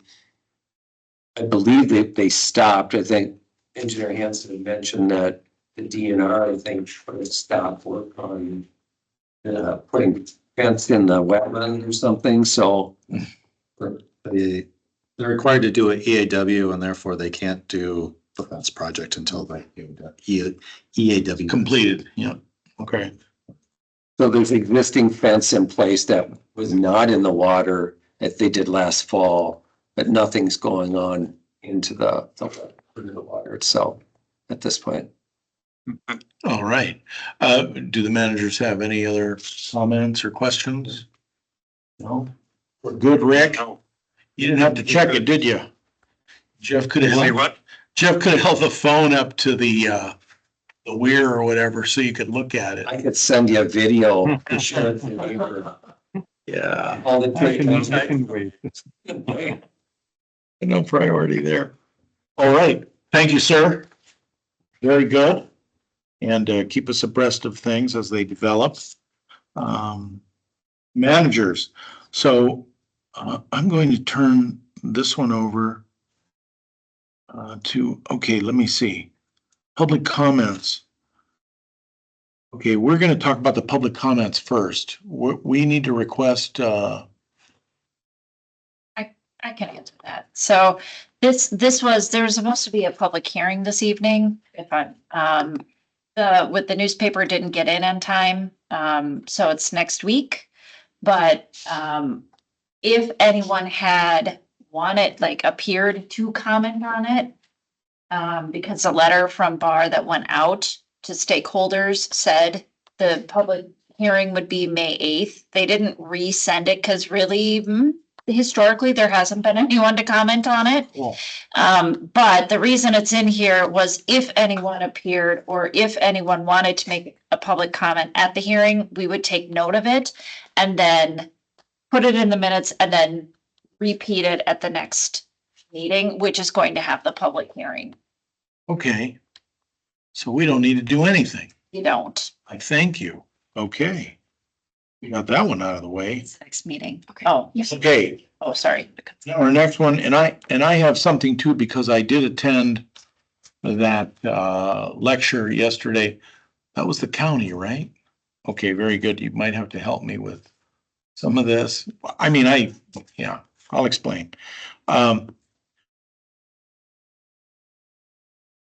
Your permission, sir? Sure. Into the easement permitting projects. And I defer to you to give us an update for the rest of the managers, how we sit with the situation. Okay, I'm going to attempt to consolidate a 2-hour meeting into about 5 minutes. Okay. But yeah, this past Tuesday, Susanna and Tori and John and Josh and Ed and I met to discuss the easement issue. And I want to stress that what we talked about at this meeting was only the floodplain easements. It was not the easements over BMPs or stormwater practices. So this is just the floodplain easement requirement. We kind of started off on about why do we even require these? And there's some thought that it goes all the way back to Project 1007, where the managers spent a whole lot of money getting drainage easements to put in infrastructure, and thought, wow, in the future, maybe we ought to just require easements on up to the 100-year in case we need to do something in the future. I don't think that's certain, but that's some thought of what might been. Also, a reason for it is to flag on the title of the property that there's a 100-year flood elevation and where that is for the parcel of property, just to help facilitate rule compliance for not developing anything within the 100-year. John did point out that the one instance that he could think of in the Burr Oak subdivision, the county contacted him to say, why does Valley Branch have an easement on this property? Because we want to landowner wants to put a septic system there. And so it prevented that septic system from going in under the 100-year. So that was one instance of where it helped move something to a better location. Concerns about these easements, as you've all heard from me a number of times, the survey and legal expenses to the owners for this is one concern. Also, that there's no connection on these to the permitted work in many cases, or virtually all cases. Also, landowner perception of and possible reality of land devaluation because there's this easement is applied to a parcel of property. So those are the kind of the concerns that are triggering this whole discussion.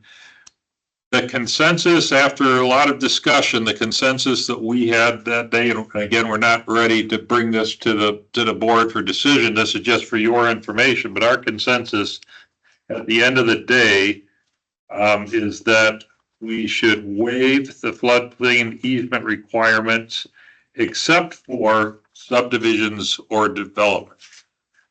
And also caveat that if there is some compelling reason why we should have a floodplain easement on a parcel that we're getting a permit on, we should approach that owner and talk about a voluntary easement that they would provide, and we would bear all of the expense for the survey and legal work. So that was that's my quick and dirty summary. So anybody else who was at the meeting, if I missed something, please jump in. Don, do you or Rick have a question? Well, I'm just concerned that we might inadvertently be throwing the baby out with the bathwater. Sorry about.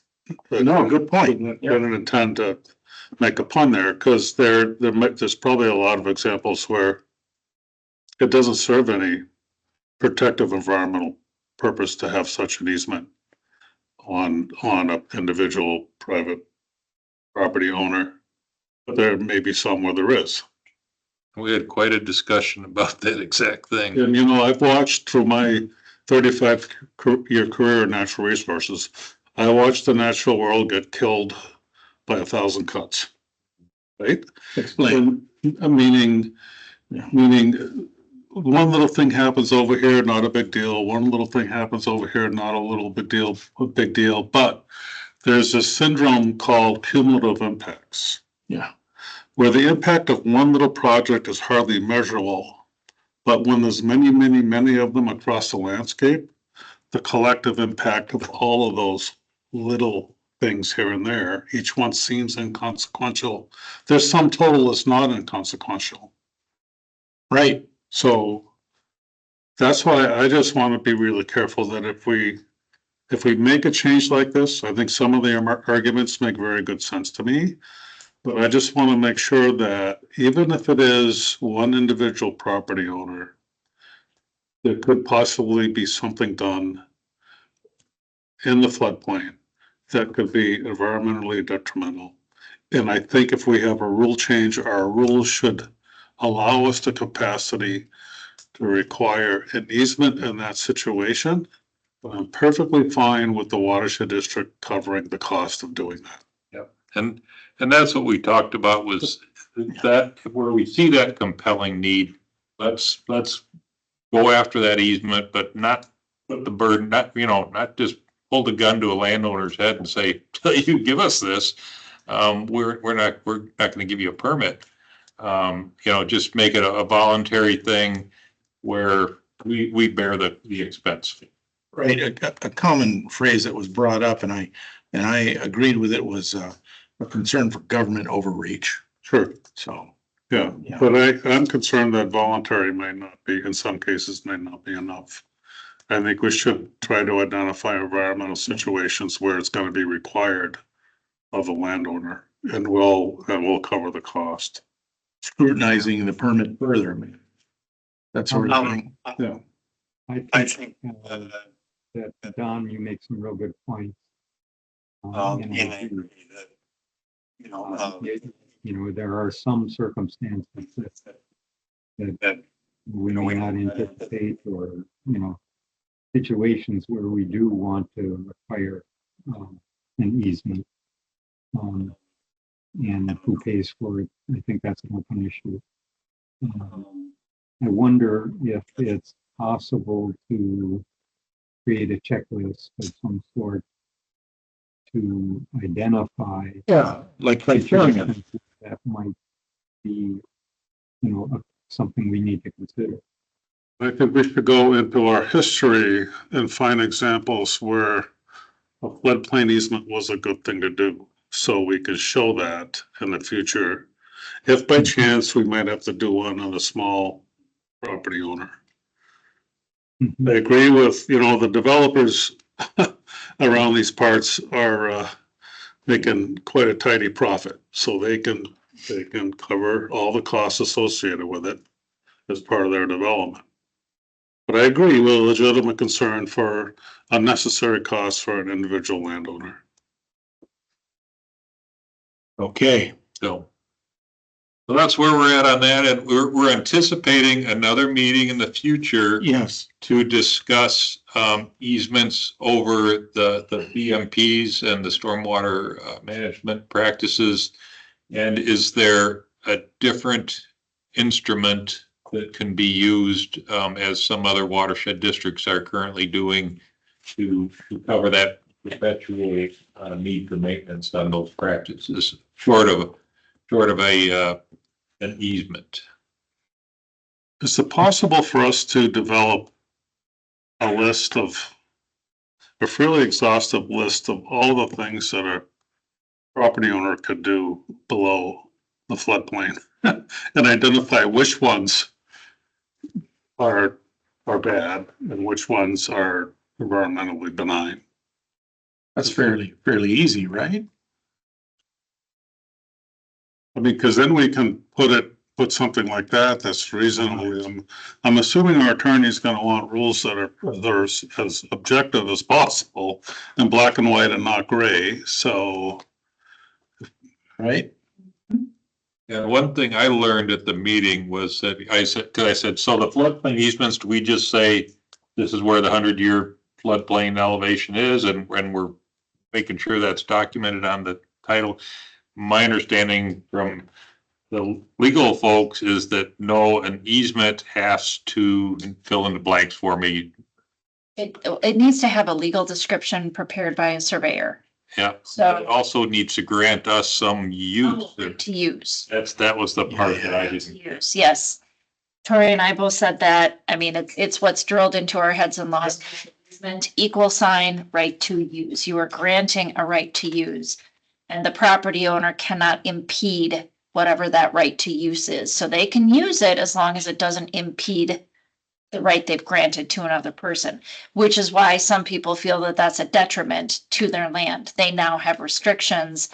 And when they sell the land, they're going to have to explain to somebody else that there's the restrictions of some sort, right to use by another entity. So lots of you might have an NSP or an Excel or a gas line, right? I mean, there are easements all over the place. But if, the gas company comes in and says, we're doing something, whether you like it or not, they get to do it. And you can't dig and, poke that gas line, or something. This seems like this would be a lot of work, but could we have an exhaustive floodplain easement map of the entire watershed district and show portions of it that could have some environmental water management type sensitivity to them in the future? We more or less have that now, right? A general depth, the 100-year elevations in areas that are prone. We more or less understand that, correct? Well, Mr. President, Manager Perro, we have Washington County creates a web map that shows the drainage easements. They're not 100% accurate, but they have that. And so we could display those. I think what you're talked about in the subcommittee meeting is what additional preservation or protection does an easement give over not an easement? And I'll let the others. Right, because the rules are in place of what you can do and can't do. Right. Below 100-year I make, elevation, the easement doesn't change it. if I may comment, I own property with a 100-year floodplain across it. It's actually considered part of Valley Creek, even though it's dry. It's runs seasonally. Right. I know I can't build anything in that area. I actually, probably the DNR probably has jurisdiction over it. I'm not sure about that. But, I know the city won't issue a building permit. I know the watershed won't, I know where those areas are, but what does it limit me to in that area? I mean, can I farm it? What can I do? I really shouldn't disturb the soil. I don't want to disturb the soil. But I mean, there are, if I look at where I live, there's drainage all the way from Woodbury that snakes its way down Valley Creek Trail. And that's all floodplain. If I was doing a project in the front of my property, I have an open field next to Valley Creek Trail. maybe I wanted to build a barn, not, but let's say I did. And it was enough impervious surface for the watershed to require a permit. You might say, well, we'd like an easement over that floodplain. And I'm like, for what purpose? It's already regulated. I cannot do anything with it already unless you're going to improve it for me. If you're going to come in and do stabilization, please come. I won't come. But I mean, you know what I mean? So I mean, I'm just looking, I'm taking some of John's comments and just as a property owner, you know, Yeah. I don't see the connection between the two. But it seems like you're bringing up, a specific example Yeah, that already has a level of protection because it's related to a trout stream. right. There could be other examples where that protection isn't there, and a person could do something unknowingly and cause environmental degradation. Right. Well, and unknowingly, when I bought the property, had no idea. Likely, and Had no idea that that was a floodplain. There was just not enough information. Shame on me.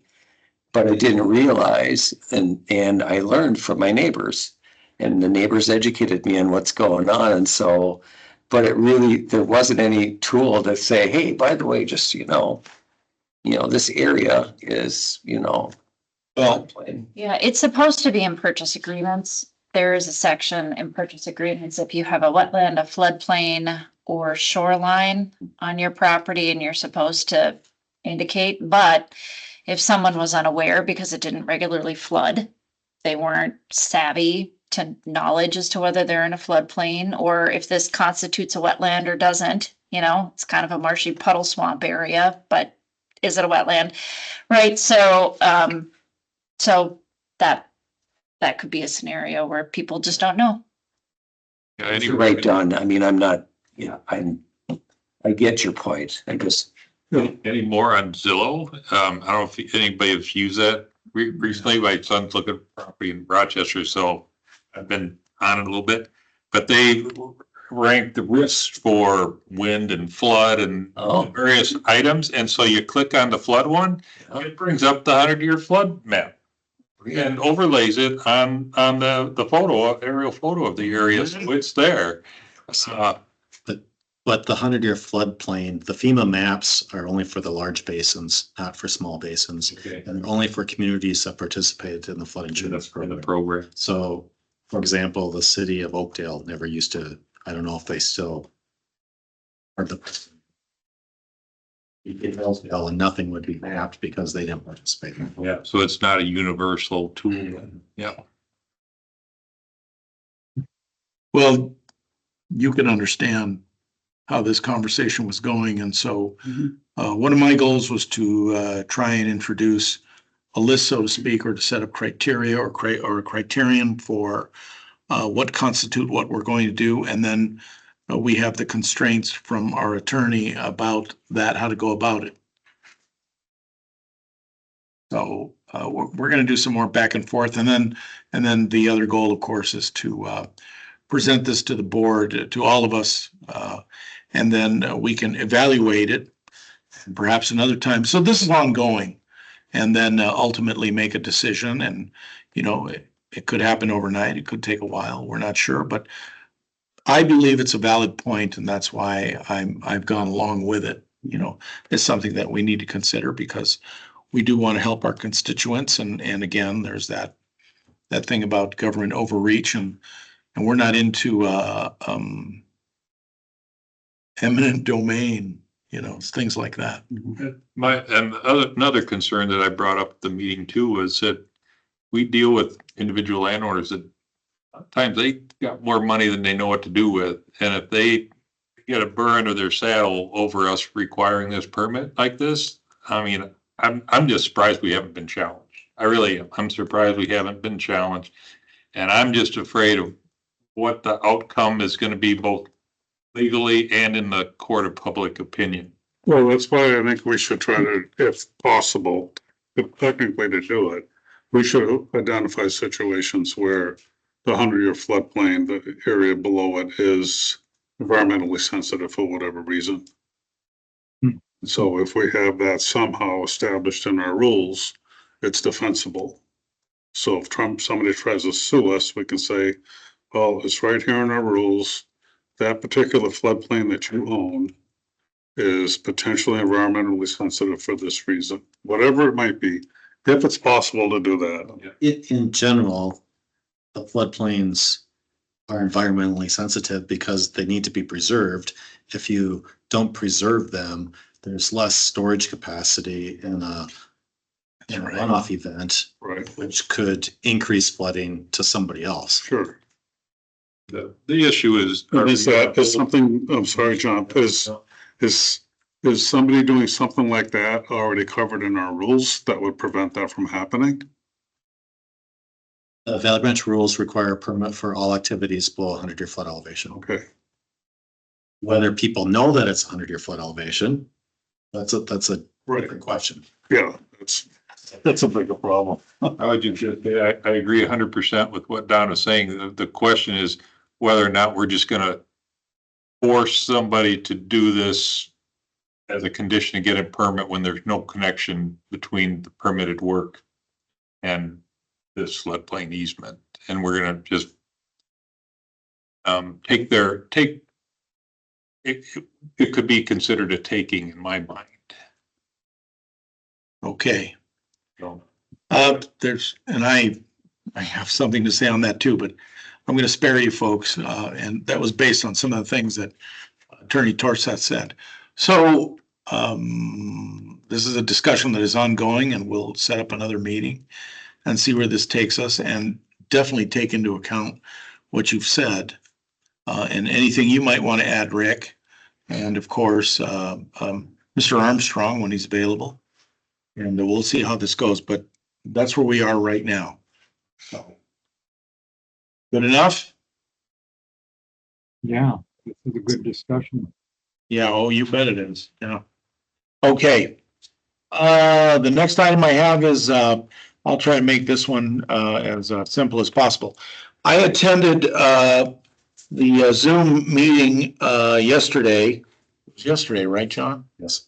On a discussion from a company that was involved in something called biochar, and also what the county's doing about it. But in a nutshell, instead of burning trees and brush off completely, they're creating more charcoal, and they're using this charcoal to help create topsoil, habitat, and even, they didn't discuss this. My interest was in using it for the Valley Branch's purposes. So in other words, could you fill a bunch of bags, filter bags, to capture things? And could we utilize this stuff to create topsoils? And so it's in the works. And it's also part of what we're doing here. You know, we're brainstorming in addition to managing our watershed district. And so any ideas that could help us make our environment better and also sequester carbon, because that was a big issue here, then by all means. And I did ask some questions, and they weren't too annoyed or anything. It was okay. But I thought it was useful, and we're also going to find out what the county's doing, because they have, I want to say, over 550. The number's actually much higher than that, but I'm going on this 550 tons of ash trees, and they're figuring out what to do with them. And it might be more cost effective to do this this biochar stuff. And it is something that that residents can do, that the county can do without having people come in and do it for you. You know, you basically have a sort of a kiln, and you burn the stuff to a certain point, and then you utilize it. You know, it seems like, wait a minute, we could do that, but it's the purpose and the cost. So we do that, and where's it going to benefit us? And is it going to help protect or store water, or create an environment that has a filtration or a filtering effect for our water. So that's essentially what it was. We'll see, but I thought it was interesting and much needed. So that was it, you know, and it did last an hour and a half. Yeah. And I was the only one that asked questions. Yeah. And John tells me, don't show your face, Ed. And I did. And so it turned out okay. All right. And I did take some notes. So if any of the managers have questions, I could direct you to the county, which has information on this, and it's good stuff. So it's something that we could potentially pursue in the future and implement. Who knows? So that's all I have on that. Now we don't have to talk about the public comments. We talked about the easements. Is everybody going to be available May 22nd and June 12th? Trying to determine, the 22nd, I'll be way up in Manitoba.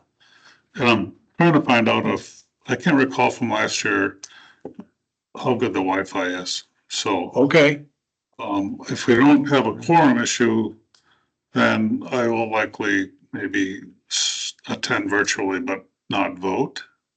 Unless Suzanne would like otherwise. Suzanne could It's fine. put in like a neon bulletin, Don live from Manitoba. I'll let you take care of that. Thank you. President Marchand, I will not be here at that meeting. What? Just so you know. Yeah. Not that I'm a quorum, but just so you know, heads up. Bill is going. If I like you here. Thank you. Thanks. Yes, ma'am. Bill is going to be attending remotely the May 22nd meeting. Okay. I will not be present, but you get told. Ms. Torrey, thank you, Ms. Torrey. Okay. All right, very When do good. you need to know to post by? To be for Need to post 3 days prior. 3 days back. Okay. I'll hear back from the guys pretty quick. Okay. Okay, I anticipate being at both meetings. Thank you, Rick. That's nice to hear. Okay. The summer tour. Okay, so. Yeah. Latest on the summer tour, this is hot off the text app from Jan. Yeah. As of Tuesday, they only have 11 people registered for the actual tour. Oh. And they don't have anybody signed up for the bus yet. They need 30 for the bus minimum. The bus will leave on Monday morning. So that's the status of the summer tour so far. Do they, I don't know if this question is relevant. Do they serve refreshments or anything on the bus? Nothing like that? It's just a straight. Well, typically when they're doing their actual tours, they're loaded with coolers in the luggage compartment of the bus for when they take breaks and get out and look at sites and stuff. So Okay. I would be really surprised if they didn't have water and maybe even lunches planned too along the way. It's a long bleeping drive up there. Yeah, So. I'm not suggesting any creature comforts or anything No, like that. Yeah, but you also need people to stay hydrated and whatever else. So most definitely. Yeah, that's where I was going. Okay. Very good. So we'll see how that goes. We don't have to worry about the closure of the regular meeting. Is that correct? Correct. Okay, very good. Thank you, Counselor. And so that's all set. So we have one final item. Motion to adjourn. It's been moved and seconded. Manager Pereira, aye. Manager Marchand, aye. Manager Brock, aye. Manager Geldman, aye. Rick, thank you. This meeting is adjourned. Thank you, everybody. Rick, you may resume your activities. What are you gonna do the rest of the night before you come out, get off the air here? You already done? Where is he?